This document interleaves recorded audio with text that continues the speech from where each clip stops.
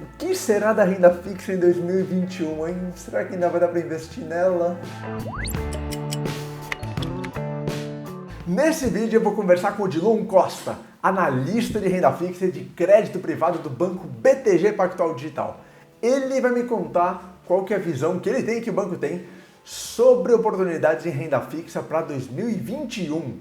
Será que tem coisa boa? Será que não tem? Será que vale a pena? Curva de juros? Selic tão baixa? Vamos descobrir nesse vídeo. Este vídeo não é patrocinado pelo BTG. É uma série de vídeos única, exclusiva e inédita do Yubi, falando com um monte de especialista sobre os melhores investimentos para 2021 para você investir melhor. Se você não me conhece, meu nome é Bernardo Pascovitch, eu sou fundador do Yubi, que dá nome aqui ao canal. O Yubi é uma plataforma totalmente gratuita e online para você buscar e comparar os melhores investimentos. Dá uma olhada lá depois, porque agora a gente vai para o papo com o Odilon. Agora com vocês, o Odilon Costa, analista de renda fixa de crédito privado do BTG Pactual Digital. Odilon, tudo bem? Tudo bem, Bernardo? Tudo bom, pessoal?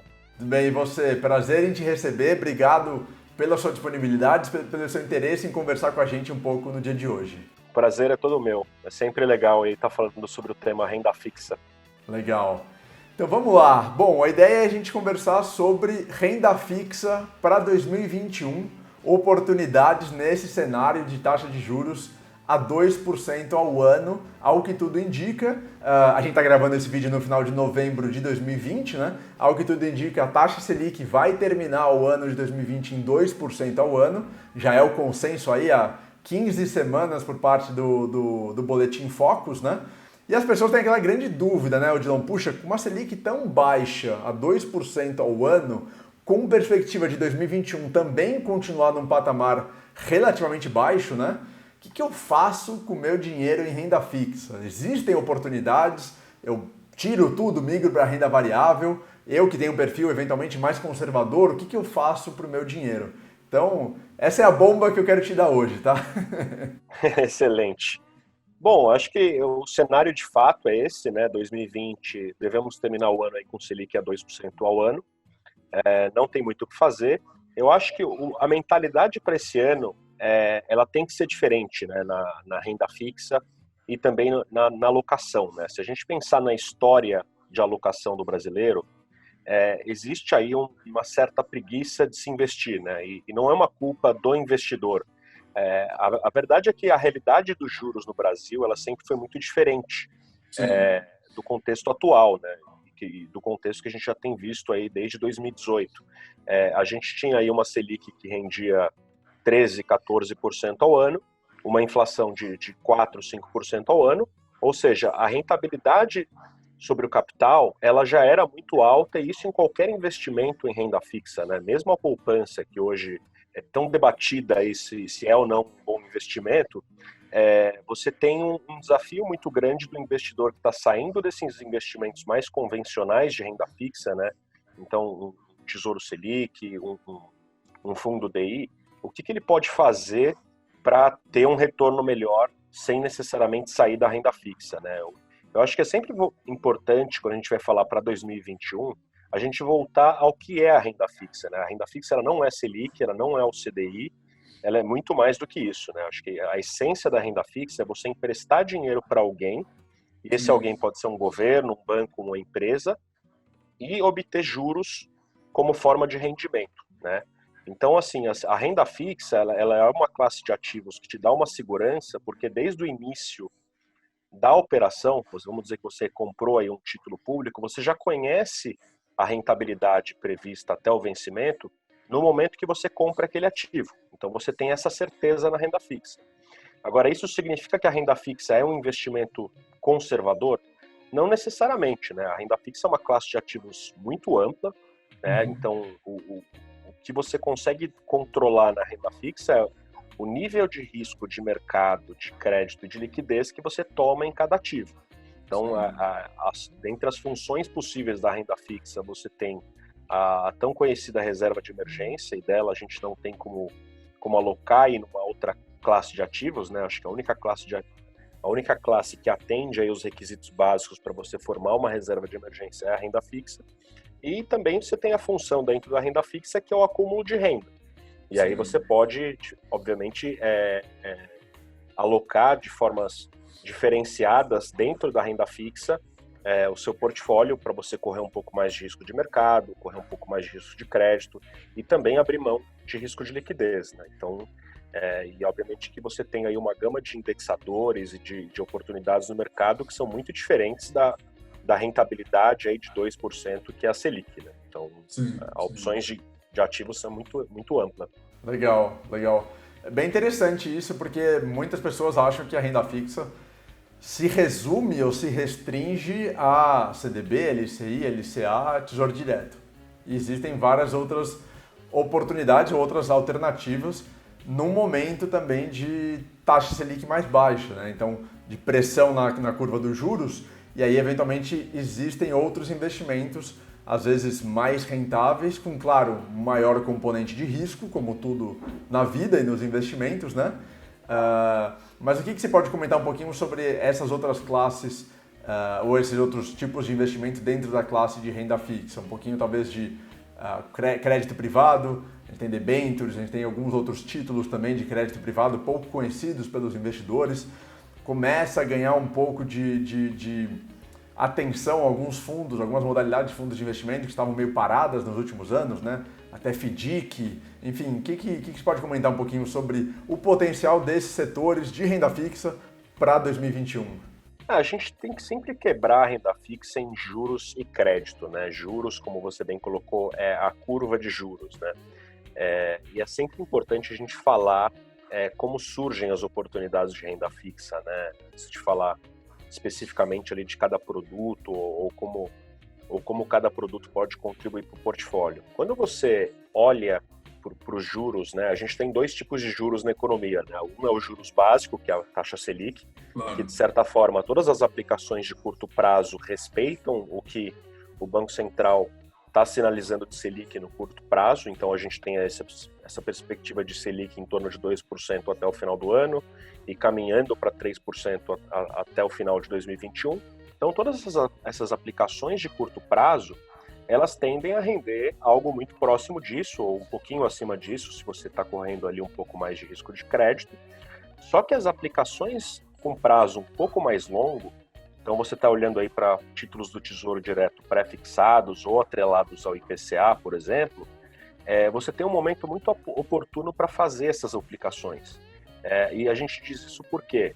Porque diferentemente da taxa Selic, né, que você tem que respeitar, de certa forma, o que o Banco Central está sinalizando para a rentabilidade dessas aplicações, o contexto fiscal hoje no Brasil ele é muito mais desafiador do que ele era antes da pandemia. Então a gente tem aí toda uma necessidade de fazer uma gestão das contas públicas, e isso foi incorporado como risco, né? A gente tinha uma sinalização muito mais forte das reformas e de uma trajetória mais saudável para as contas públicas, que permitiu uma descompressão do prêmio de risco para títulos mais longos.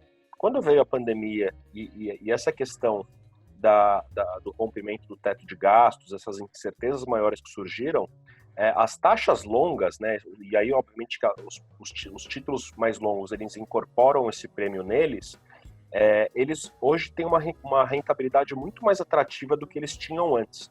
Então você olha aí, por exemplo, um Tesouro IPCA 2030, né, um papel com prazo de 10 anos, ali antes da pandemia ele estava rendendo IPCA mais 3, IPCA mais 3,2, hoje esse papel está quase rendendo IPCA mais 4, quer dizer, você tem um prêmio muito maior, e isso é o que a gente chama de inclinação da curva de juros, ou seja, um risco de mercado maior incorporado na taxa desse título, e isso justifica aí um alongamento em renda fixa, né? Então a gente tem recomendado tanto para os clientes do BTG como para outros clientes em geral que queiram diversificar dentro da renda fixa para alongar prazos, né? Isso tem um custo, né? O risco de mercado, obviamente que se você resgata um título desses antes do vencimento, a taxa que você contratou não vai ser a sua taxa de rendimento exatamente, né? Então você tem aí que ponderar esse fator. E obviamente que quando você olha para títulos mais longos, especificamente os títulos públicos, eles já estão com retorno mais atrativos embutidos nele, mesmo com uma Selic menor, lembrando que essa dinâmica de longo prazo, não está relacionada à taxa de juros hoje, né, a Selic de hoje, ou que se projeta para a Selic para o ano que vem, mas a toda a trajetória de hoje até o vencimento para essa Selic. Então, se o cenário para o mercado é de um pouco mais de estresse do lado fiscal, projeta-se para o longo prazo uma Selic maior para compensar esse risco. Então, esses títulos eles têm aí um retorno muito mais atrativo. E aí, em linha com isso, né, assim, falando de ativos específicos, a gente tem aí os papéis de crédito privado líquido, que são as debêntures, os CRIs e os CRAs, cuja precificação ela depende primordialmente dos títulos públicos, né? Então, se eu estou falando aí de um Tesouro IPCA 2030 que está pagando aí em torno de 3,80%, 4% ao ano, você tem ainda a oportunidade de investir em títulos de crédito privado que pagam prêmio sobre esse título público de mesmo prazo. Então, a dica que eu dou para os investidores é sempre de comparar o prêmio que esse título ofertado aí, seja uma debênture, um CRI ou um CRA, paga sobre o título público comparável e ver se ele faz sentido ou não numa questão de risco de crédito. Né? Lembrando que quando você vai para uma debênture, para um CRI ou para um CRA, é necessário aí fazer uma análise de crédito do emissor. Mas você consegue encontrar papéis que têm aí um excelente risco de crédito, ou seja, que estão no universo que a gente chama de high grade, tem um rating AAA, por exemplo, que estão sendo negociados a 0,50, 0,70 sobre um título público de prazo comparável. Então você já começa a entrar em retornos aí falando de 4,5, 4,70 ao ano, que são muito atrativos, né? E lembrando que quando você caminha para uma debênture incentivada, um CRI ou um CRA, você ainda tem a isenção de imposto de renda, tanto no rendimento como no ganho de capital, né? O que você não tem aí num título público. Então, se você considerar a isenção de imposto, né, tanto sobre a taxa como sobre a inflação, e lembrando que a inflação também é tributada no Brasil, esse prêmio de crédito de uma debênture, por exemplo, de AAA de 10 anos, ela pode chegar a 250, 270 pontos percentuais acima de um título público comparável. Então aí surge uma janela bastante oportuna, né, tanto de alongamento em renda fixa por conta dessas taxas mais altas dos títulos públicos, como também dos prêmios de crédito também num patamar muito atrativo. Né? Que legal, pô, baita aula aí sobre possibilidades para fazer investimento. Né? Uma pessoa que esteja interessada enfim, diversificar um pouco em renda fixa e buscar opções em renda fixa para 2021, o que você recomendaria em termos de, não ativos específicos, claro, porque a gente não pode dar recomendação, mas em termos de produtos, o que ela deveria ou poderia se inteirar mais ou buscar mais informações? Talvez títulos públicos, talvez debêntures, talvez CRIs, CRAs. O que você diria que que o investidor deve prestar atenção em renda fixa em 2021? Bom, o primeiro passo, né, acho que para qualquer investidor, iniciante ou não, conservador ou não, é formar a reserva de emergência. Né? Acho que esse é o primeiro passo para qualquer portfólio. Você tem que ter aí de 6 a 12 meses do seu custo de vida incorporado na sua carteira, e aí você tem que minimizar risco, né? Você não pode ter nenhum tipo de risco de mercado, de crédito ou de liquidez. Tem que ser uma aplicação muito trivial, que tenha, obviamente, o resgate em D0 ou D1. Quando você já parte para essa frente de acumular renda, de fato, você não pode mais usar os ativos convencionais, vamos colocar assim, de renda fixa, que são aqueles fundos DI, ou Tesouro Selic, ou até mesmo a poupança, né, que para muitos é considerada como um investimento. Eu acredito que não, mas... A gente sabe que não é, né? Debate para a próxima. Eu acho que você precisa ser um pouco mais criativo em renda fixa, precisa alocar, de fato, a primeira coisa é alongar um pouco a carteira, tolerar um pouco mais de risco de mercado, não ter aquela mentalidade de curto prazo, eu preciso ter todo o meu dinheiro disponível para resgate amanhã. Na renda fixa, assim como em qualquer outra classe de ativo, né, seja renda variável, FII, ações, você tem que ter uma mentalidade de médio e longo prazo, né, um horizonte para o seu investimento. Em função disso, você consegue fazer alocações em títulos mais longos e com certeza conseguir aí obter um retorno mais atrativo.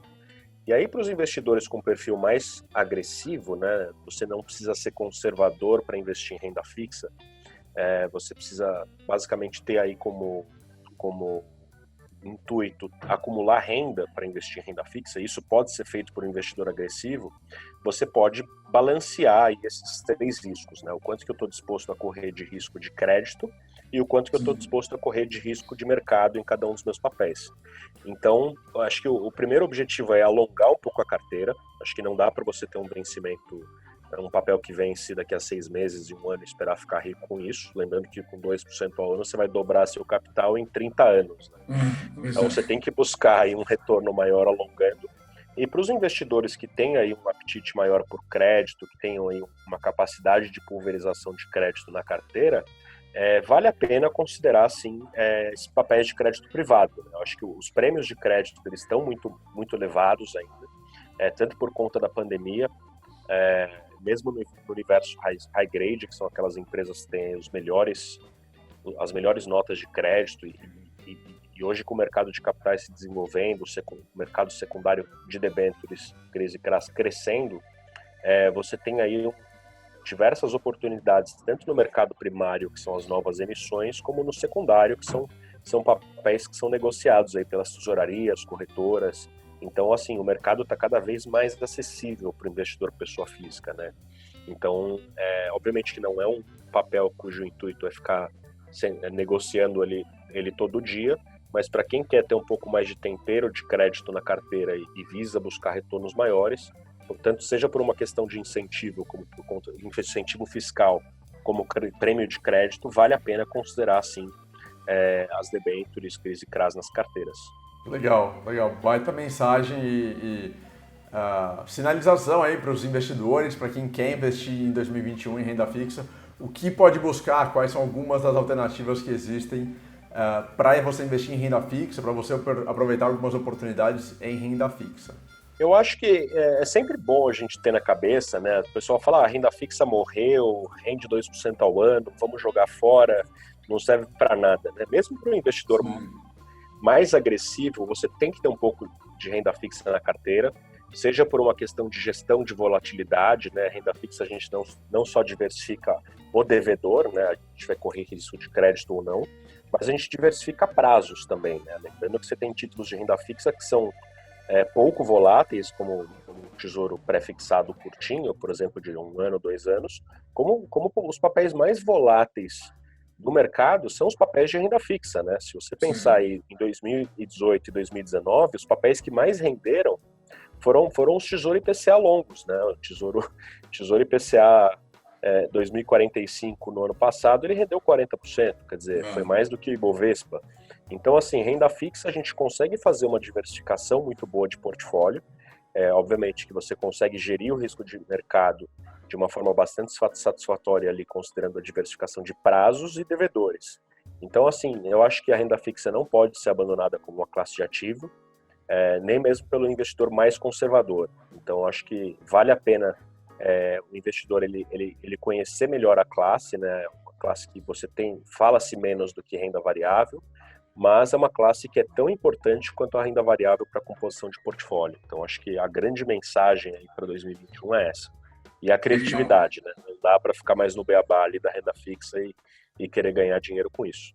Legal, super legal. Dilon, super obrigado pela sua participação, enfim, por você compartilhar o seu conhecimento e essas análises e opiniões super importantes para o investidor em 2021. Muito obrigado. Obrigado a você, Bernardo. Um grande abraço a todos. Um abraço. Gostou do papo com o Dilon? Foi interessante ver outras opções para você investir em renda fixa em 2021? Comenta aqui quem que você quer que venha de especialista neste canal falar sobre os melhores investimentos para 2021. Eu não posso garantir, mas o mais votado, o mais comentado eu vou atrás e vou tentar trazer aqui para o canal. Deixa o seu like no vídeo, isso é muito importante para mim, para todo mundo aqui no YouTube. Se inscreve no canal, por favor, isso é muito importante também. Compartilha com as outras pessoas e me segue no Instagram. Tá aparecendo meu nome aqui em cima. Todo dia eu faço um vídeo no Instagram de resumo da Bolsa de Valores e dos investimentos no Brasil e no mundo. Muito legal para você acompanhar. Obrigado, um abraço e até o próximo vídeo.